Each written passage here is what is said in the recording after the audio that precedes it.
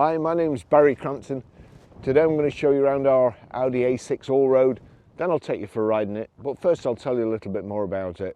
It's a 3-litre TDI V6 Sport S Tronic Quattro, Euro 6 engine, 2016 on a 16 plate, great condition throughout, has done 43,326 miles. Fuel economy, urban 44.1 miles per gallon, extra urban's 54.3 miles per gallon, and combined is 50.4 miles per gallon, so really economical. Has a top speed of 141 miles per hour out of a 215 brake horsepower 24 valve engine.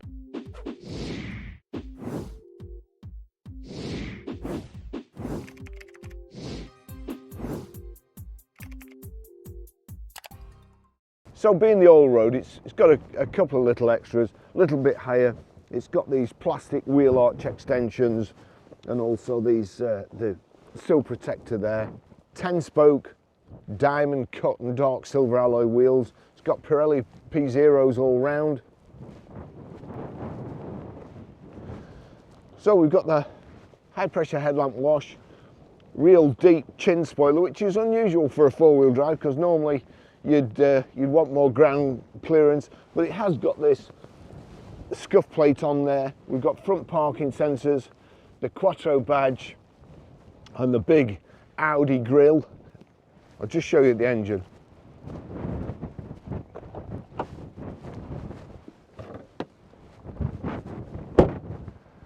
As usual with engines these days, they don't try to make them look all fantastic at the actual engine block and everything else. They just put a big plastic cover over it, but it's a V6 TDI. It's a great engine, I've got to be honest. It really is a great engine. Very, very powerful, lots of low end torque and economical too. You couldn't really ask any more.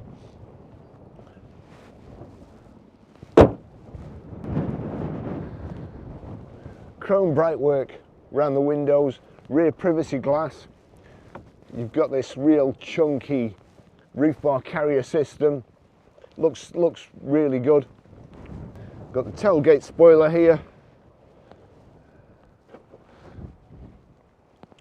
Power open, power close tailgate. There's the little switch. Inside, car's absolutely mint. It's got the heavy duty rear load cover in the back here. You've got to put the back seats down. There's two little handles here, so they just flip down like so. So nice. The car's lovely all round. Again, you've got this like exit skid panel, I suppose. It stops you scuffing the bumper. Having said that, you just scuff the aluminium protector, which costs more to renew than the bumper costs to paint.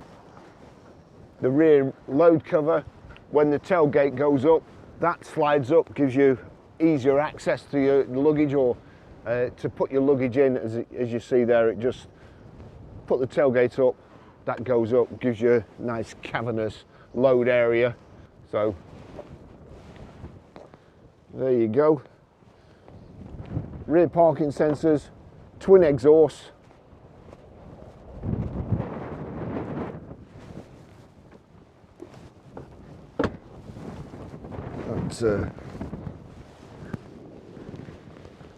That seat's well made, I have to say.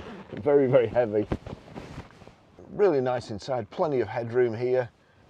You've got the reading lights at the back, this kind of chevron checker plate, insets to the dash, the gear tunnel and the door cards finish it off nicely. Everything looks well made. The seats are kind of contrast stitching. There we go.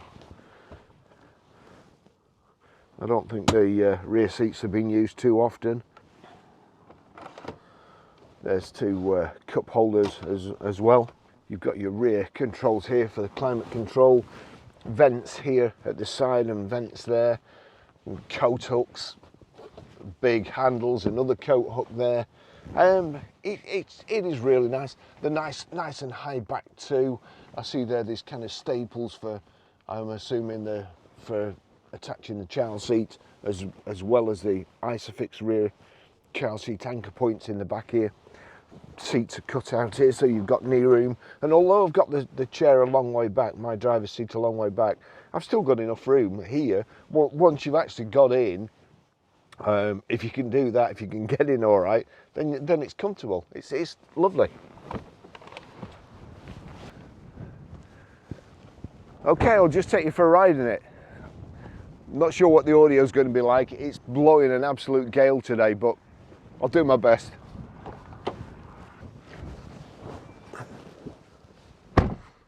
Wow. Well, normally it rains all the time I'm outside photographing, then stops when I get inside, but today it's just been different. I just managed to get all my stuff away.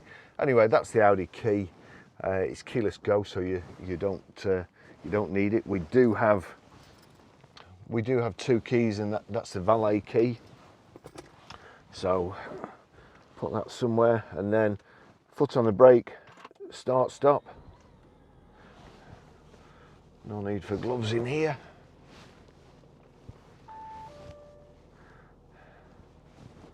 Okay.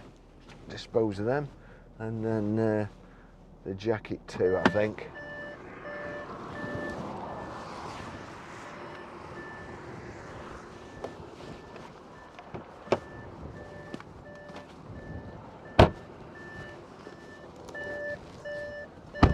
So, that's the PDI, the first one. 15th of 2nd, 2017, 4,650 miles, Bradford Audi. 4th of 6th, 2019, 21,970 miles, Bradford Audi.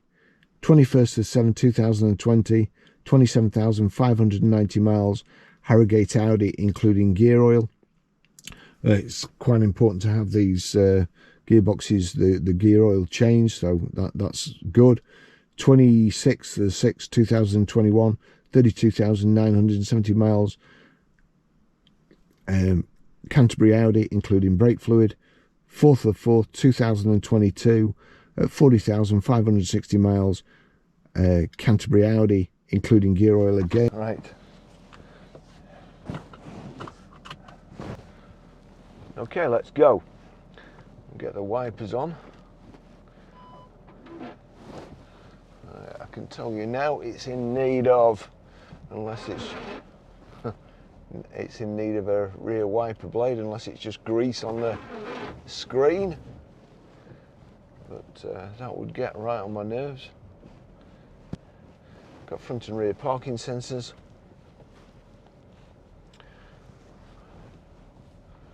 There's a close one before, as I was videoing. I mean, just here, normally there's sheep on the road, so you come round there. There's a Jaguar coming around, they took this S-bend, clipped the apex here, and was in the middle of the road just here as another car was coming around the corner. Fortunately, they didn't hit, but it's unbelievably stupid when you can't see what's coming around the especially, you know, normally there's a tractor as well. So, whoa!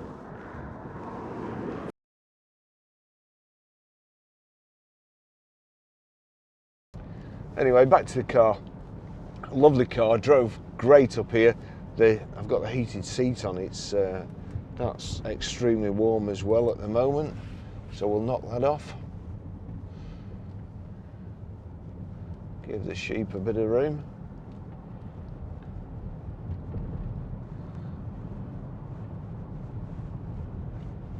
I've always liked the Audi Quattros. Very, very good feel to them on the road. They don't feel too harsh, just weighted nice, and suspension's just about right too, not too hard. Although if you click car there, you can set up here, it's got air suspension. You see, if you go to individual, you can then click that button. Each instruction in each corner corresponds to one of these 4 silver buttons.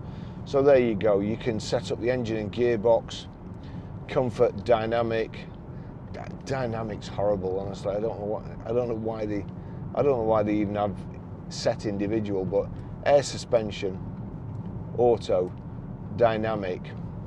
So we'll set that up. And the steering wheel, when you go into dynamic, it's horrid. In the old days, so let's set that to dynamic 2. So we're on dynamic all round. In the old days, your steering box, after a while it used to wear, and you could there was a kind of a grub screw with a locking nut on, and you undid the locking nut and then just tightened this grub screw a little bit, and that effectively took the play out of the steering wheel and enabled you to pass your MOT. However, what it also did was the steering wheel was kind of stuck in the centre, and you had to like force it past the centre, and that's what I think dynamic steering feels like. And the comfort is so good. So we'll go back. I'll leave that like that. But then you've got ordinary dynamic, auto, comfort, efficiency, and all road. So I'm torn between comfort and auto. So I'm going to put it on auto. And then you've also got, that's your display. That, if you didn't notice it before, it comes up out the dash there. So that's like that. You've got radio. You probably heard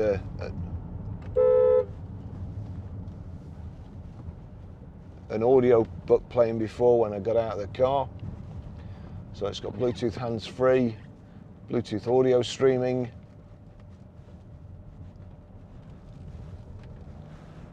We have sat-nav there. So sat-nav, that's come up as destinations. So that's to enter your destination. Over here you've got your stop-start, which I would recommend you turn that off. You've got your gear selector here. If I knock that across, I can use it as a manual, change down like so, and up by clicking away. But your drive is perfect, and you've got paddle shift on the steering wheel, again like so.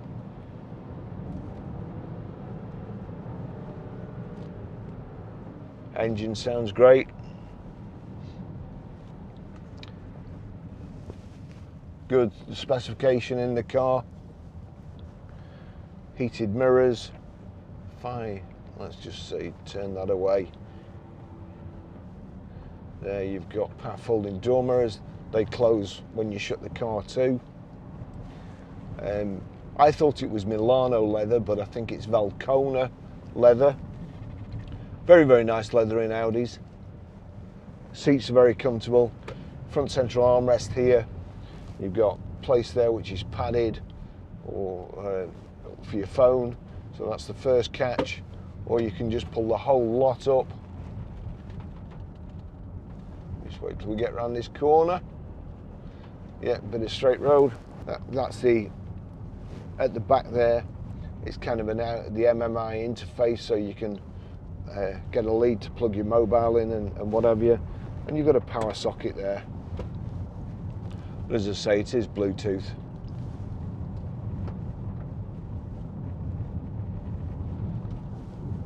Actually, I'm just going to stop here. I'll put it in park. I'm not touching the phone. Exactly.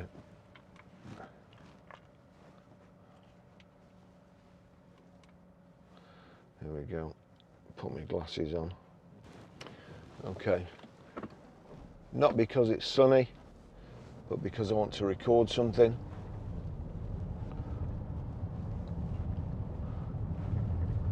Dash is nice and clear.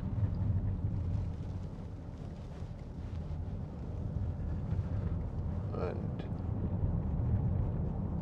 in the centre there, if I turn that, you'll see distance covered 29.9 miles, average speed 17, fuel consumption, it's only showing 27 at the moment, but it's been ticking over while I've been videoing it, so that will come up.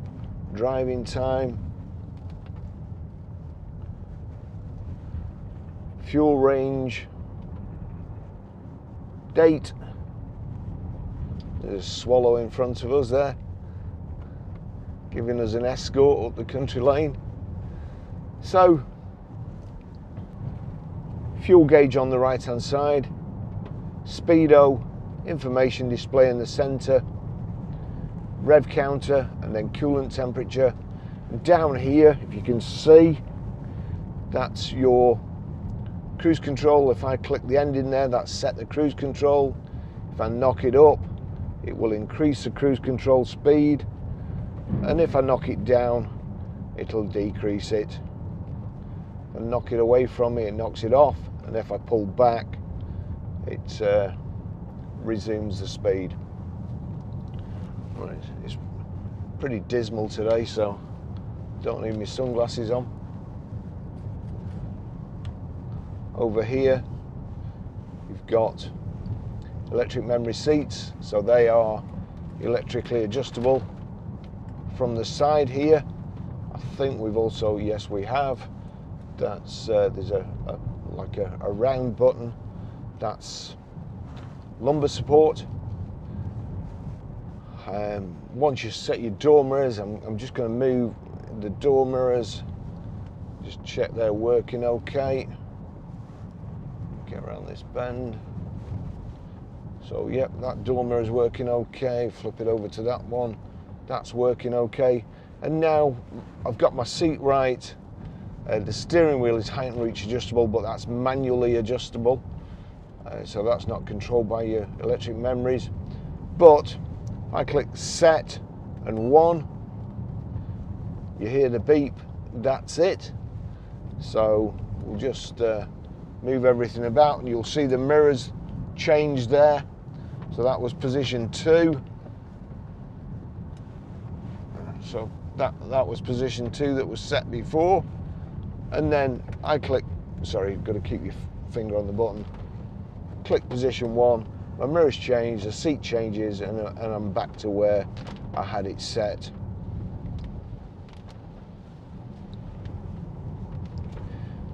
Oh. I'll just put my glasses back on because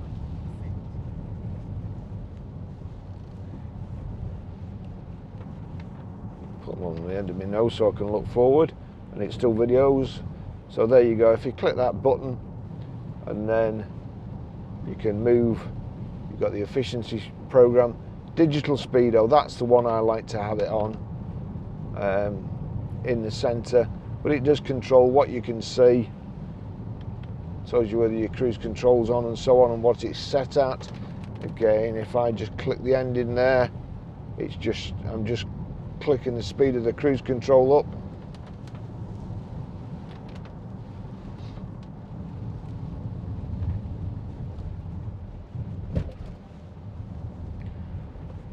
So we'll just go back to the list, and then reduce display. No, I don't want that. Efficiency program, energy consumers. So air conditioning's taking the most, but it's quite funny. My mate's got a BMW i3, and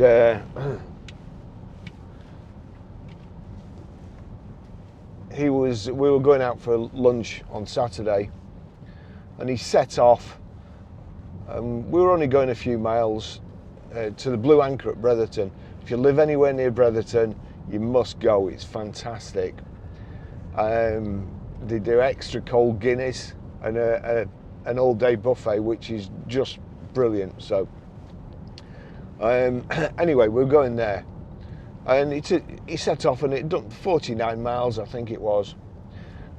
and it was a hot day, and he'd got both the windows open, and I got in. I said, you know, get the aircon on. No, it uses me electric. So I switched it on anyway, because if you have a car with aircon, you have to use it every so often. If you don't, there's oil in the gas, and if you don't use it, the oil doesn't circulate the system, the rubber seals dry up. The next time you use it, the rubber seals are misshapen and drag, and the gas escapes. So I keep telling him this, and he never listens. Anyway, so I switched it on, and sure enough, he says, look, my range has gone down from 40 odd to 23. So we switched, or I switched it off again, and I hate electric cars. I hate them. I really hate them. Anyway, so I wound my window right down, and we went along the dual carriageway and so on. Never thought anything about it. Next day, I woke up with an incredibly stiff neck with having the window open. So, air conditioning, energy consumer, yes, it is, but it's worth its weight in gold. And it also, if you have allergies or hay fever, if you have the windows closed, the air that comes into the cabin comes through a pollen filter, and it gets all the pollen out. So you know, it will give you relief from hay fever symptoms, for instance, if you're in the car. Things like that, great design. Mood lighting, no. Lane departure warning system, no. Electric handbrake, no. Digital service history, no. Air conditioning, yes. So this drives absolutely superb, and it does. Audis, the Quattros, I mean, they revolutionised driving, really. They certainly revolutionised rallying. I remember going to see the RAC rally when I was a young lad, and it was the first year of the Quattro, and it just wiped the floor with everybody. And it's quite funny that when you're going around a corner, if you go around a corner in a front wheel drive, sometimes you lose the front, and the tyres skitter, and if you put your foot down, you basically just go in a straight line with the momentum of the car, even though you've turned the steering wheel. With a rear wheel drive, you go around a corner, if you're going too fast, that you can lose the back end and fishtail, which some rally drivers used to do anyway on purpose to get around the corner faster.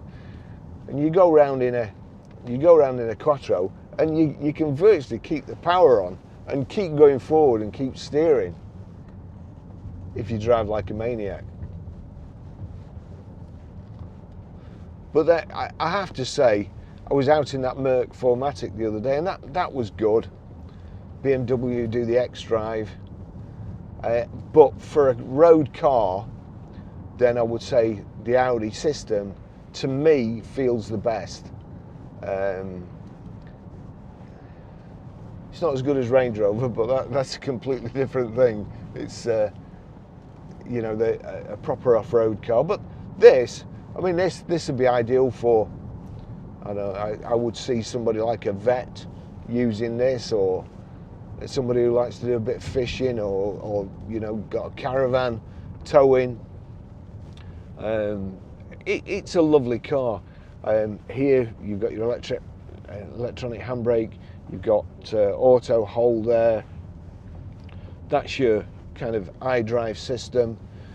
You've got heated seats there, which I'll put on again and knock down. Climate control, your parking on off.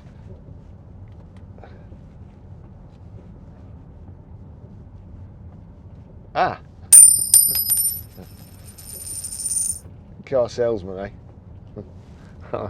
I'm gonna cut that out because I'll look stupid. I switched the I switched the auto stop start off before, or I thought I did. What I actually did was put the auto hold on, because those two, they've both got an A in the centre, they're both in a circle. You know, why you'd have two switches like that would confuse a brilliant car salesman like me is, you know, you wouldn't have that in a plane. Any chance you could press the wrong button in a plane, it wouldn't do that. But anyway, so the auto stop start off is there. Hopefully, I had an inquiry on this car yesterday, and this is going to be a bit of a, it's a bit of a rant at Auto Trader, and it's a bit of a rant at customers too. I work 6 days a week usually. On my 7th day, Sunday, I still have my phone with me, I still answer emails, I still answer texts, and we have live chat. And yesterday, I went for a walk, and I'd got my iPhone with me, and I got a live chat asking me about this car. And I replied to it, and the chap said, will you give me a part exchange price? So all I've got is my phone. I'm walking, I haven't got my reading glasses with me, and so I replied to the thing, can you give me a part exchange for his car? So I tried to do my best. First of all, I asked him how much he was hoping for, because it's my day off. If he's hoping for something that's going to be way out, then I'll just say, I'll get back to you Monday and I'll enjoy my day off. Give him the bad news on Monday, or do some more homework.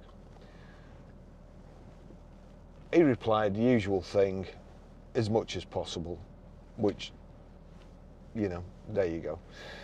So all I had was Auto Trader and access to Auto Trader. Cap is on my computer at home and at work. So I looked at Auto Trader, and Auto Trader said 25,250. Bearing in mind, I asked him how much he was hoping for, and he said as much as possible. So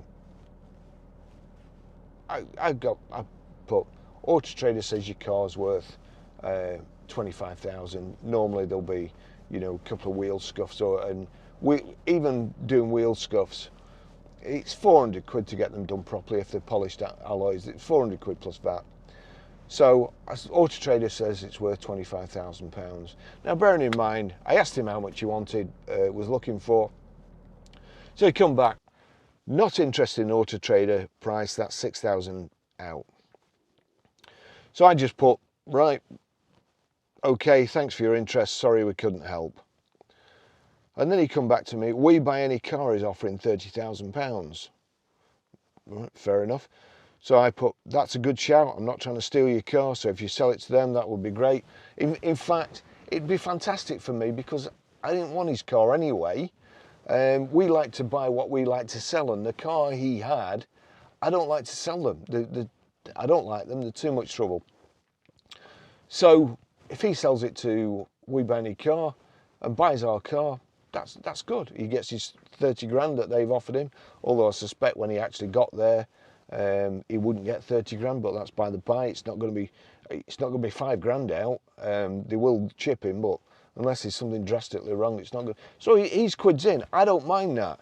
In fact, I suggest that everybody checks the car with We Buy Any Car, because normally if they've been to We Buy Any Car first, we usually beat their price, and it's educated them first, and they get to give them the bad news. So that's a good shout. I'm not trying to steal your car, so if you sell it to them, that would be great. Then I put, we use Auto Trader to price our cars for retail, as they put banners on the cars, and they are our main source of inquiries. Well, that's the case. We have to use Auto Trader, put banners on the cars.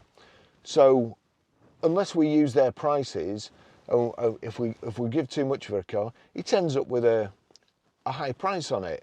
And then the customer comes on and they think you're trying to rip them off. That you're not. You're asking. I've got 50 years of experience. I know what the car's going to be worth or what it should sell for. They've got an algorithm which to be honest these days is useless, and I'm Auto Trader's biggest fan. Without Auto Trader we wouldn't have a business, because we know we get most of our customers from there. But the point is, I mean, the guy's not to know. I'm on my phone, I can't check with Cap. I said Auto Trader, and he's got his £30,000 anyway. So I put, that's a good shout. We're not trying to steal your car, so if you sell it to them, that would be good.